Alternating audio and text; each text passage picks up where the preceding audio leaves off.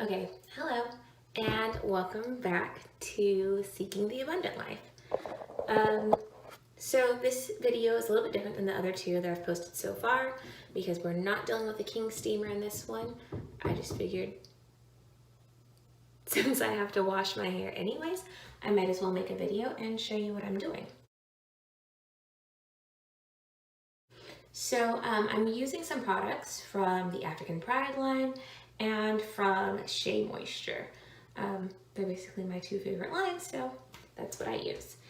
So we're gonna get started with our pre-shampoo. Now I see why those ladies usually do the little hand wave like Vanna White.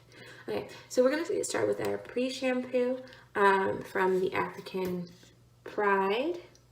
It's probably all backwards for you. And then I'm going to co-wash also with African Pride from their Shea Miracle line. I've made my own hair juice, tea, serum, I don't know what to call it. We'll talk more about it later. I'm going to put this on before I put in my Jamaican black castor oil mask, and then sit under the steamer, and then I'll show you what I do afterwards. So, first thing that you need to do, if you're like me and you have nails and you're doing your hair yourself, you need to go ahead and file those bad boys down because you don't want to snag a nail, end up with a hangnail, tear your nail, and just end up with ratty nails and pulled out hair. It's not the goal. So go ahead, take your nail polish off, file your nails down. They just have to be smooth. They don't have to be even. I mean, look at this curve is swervy. They just have to be even so that they don't snag in its hair. You don't want any tears. See? I mean, okay, I got tangles, but that's kind of the point of this pre-poo. Let's get into it. Oh, quick tip. Use a rag or an old towel for nail polish removal instead of using cotton balls. It's a little bit more sustainable since you can just pop it in the washer with everything else. All right, let's get to it. So, as I said, I'm going to use this lovely pre-poo. I love it so much. I've been using it for 2 years since this line first came out. Fun story, actually went to the hair show in Atlanta. I went to Clark Atlanta, so I was already there. And I won the entire line in a raffle. That was awesome. So we are going to start by splitting the hair down the middle. I have these ouchless spans that I like to use. And I have like 7 of them here. So I'm going to start by just splitting it in half. It's a rough half. It doesn't have to be even. For the most part, you'll find that my parts and such aren't even. They're natural. And I've heard someone say that there is no symmetry in nature, and I'm cool with it. So we're just going to start by parting the hair. I'm just do a nice 4 sections. Maybe I should do 6. Let's do 6. So I'm going to separate each of my halves into thirds, and thus each portion will be a 1/6 of my hair. I just took that little extra bit. Anyway, now we're going to start with the pre-poo. So for each section, I'm going to take the pre-poo, just a nice little smear on our fingers, and start with the ends and just kind of rake it up. Again, it doesn't have to be perfect, just has to be there. So I'm going to do that for every section. As promised, I am going to tell you a little bit more about me. So I went natural my first year of college at the illustrious Clark Atlanta University. And I actually had been transitioning since my junior year of high school. I thought that I had a lot more natural hair than I did, I had a friend whose older sister was a hairdresser, and so we went down there, and I was like, hey, I'm ready, cut off all the dead parts. And so she started cutting, and she's like, are you sure you want me to? And I was like, yes, do it. And she kept asking me every now and again. I kept saying, just go for it. I was so ignorant. Finally, she stopped when I kind of looked like a troll doll. And she's like, I'm not going to do anymore. Look at it. And I looked, and I was horrified. It was about a week before homecoming. So she's like, okay, listen, this is what we're going to do. We're just going to put it in twists, and we're going to put those twists, just leave those twists, mini twists, up for a while. And then at the end of the week, take it down, buy a ponytail. Again, another reason for living in Atlanta, plenty of black owned hair stores. Well, okay, let me rephrase that. It wasn't black owned, far from it, but it was a black beauty store. Lots of them around. And so I did. I left my hair in a twist for the week, bought a little ponytail, slapped it in, went to homecoming in my prom dress, and it was great. Shout out to Asha if she's watching.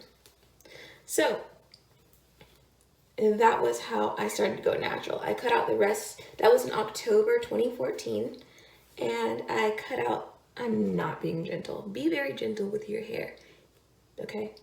Don't follow my example right now. So I cut out the rest of my permed hair in April 2015.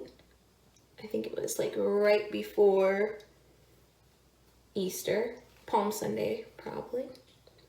And yeah, the rest is history. Oh, okay, no, the rest is not history.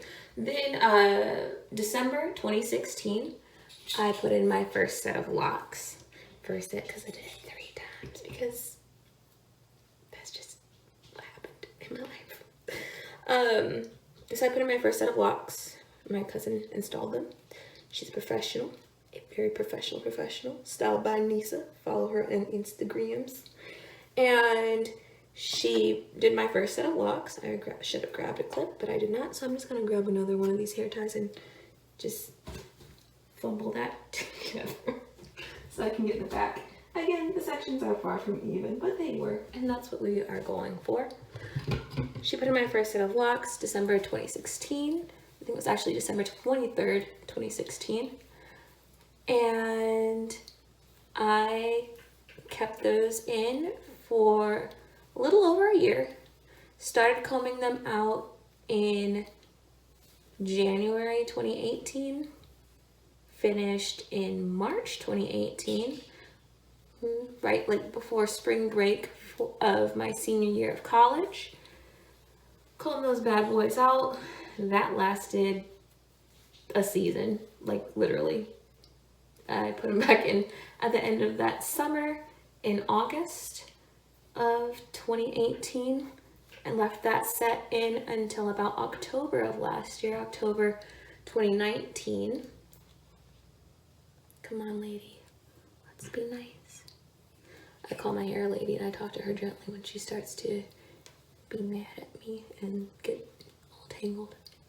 Anyways, I had that set until for a little over a year. Combed them out. That lasted a short, precious little while. And I actually put in a new set of locks. Well, I installed my second set that I did by myself. My third set all together.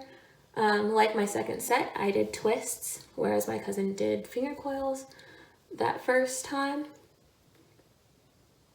And I tried to be cool and cute and do like a little triangular thing. Those triangular parts quickly were nowhere to be found. And I won't say it was a matted mess, but I was not taking great care of it. And eventually decided to comb that out. It just kind of felt like the timing was right. In mid-March, which, interestingly enough, was right before, well, kind of between the massive quarantine thing, back when we thought quarantine. As I was saying, I combed out my last set in March. It didn't take as long because it hadn't been in as long. So that process took me like a day, whereas prior to it taken about 6 weeks to come out a year's worth of locks. That's my dog. Well, technically my sister's dog. I don't know if you can hear him. But yeah, this is what we do. So just finger comb through with that pre-shampoo. So it's fairly detangled, and the pre-shampoo will take it the rest of the way while you put your bag or shower cap on top. And then I just do a really large bantu knot, not a space bun, bantu knot. I twist down the length of the hair and then just kind of let it do its thing, and I just kind of guide it very gently. I really do hope that you can see this because there's no way for me to check it right now. All right, hope you got that. And we're gonna do the same thing with this middle section and then with these three. I will see you in our next video. Like I said, after this, I'm going to pop in the shower with my co-wash. Once I rinse this out, I'll be applying my special recipe hair tea that we will talk about, I don't know, next time I do my hair, next time I make it. You'll see, I'll see, we'll all see together. And on top of the hair tea, not rinsing this out, I'm going to apply my mask, that Jamaican black castor oil from Shea Moisture Mask. And I'll sit under my steamer with this. So another video to follow. Love you. Talk to you later. Bye. All right, welcome back to part 4. So, this is my hair after I cleansed each section with my co-washer. Basically, this is what it looked like. So I unraveled the section with the water running on it. I put some of the co-wash in my hand and started at the scalp and worked my way down through until my ends, basically the opposite of applying things. Then let it rinse out and just bantu knot it again. Right now, I'm going to take my hair tea and starting from the ends, I'm going to spray up to my scalp. Now, I want to give you the recipe. Be careful with how you do your hair tea because you are going to be using hibiscus, and that can and will stain. Side note, I am using a scarf to protect my ends of my hair from my cotton pajamas. I sometimes, when I'm wearing my satin pajamas, it doesn't matter, but cotton can be somewhat drying, and I don't want my hair to snag or dry or have any problems on the ends, which are our most delicate parts. In the words of Green Beauty from Green Beauty Channel, our ends are our ancestors, so the oldest parts of your hair, so you want to be very delicate with them. Again, I have not been being the most gentle with my hair in this video. It's late night on a Sunday, and honestly, it's probably the worst time to do your hair if you work during the week. But somehow that is often what I end up doing. So I rush. It is what it is. Okay, so I actually am being a lot more gentle with this side than I was with the other side. Go ahead, and when you finish working your Jamaican black castor oil conditioning treatment up to your roots, making sure that it's detangled as you go. When you get to the top, you are going to split it, listen to your hair about what it wants, follow, so you don't end up damaging. So if it don't split right there, that's fine. Find another place to split it. Be gentle, take your time. Cultivate your patience. Okay, got it.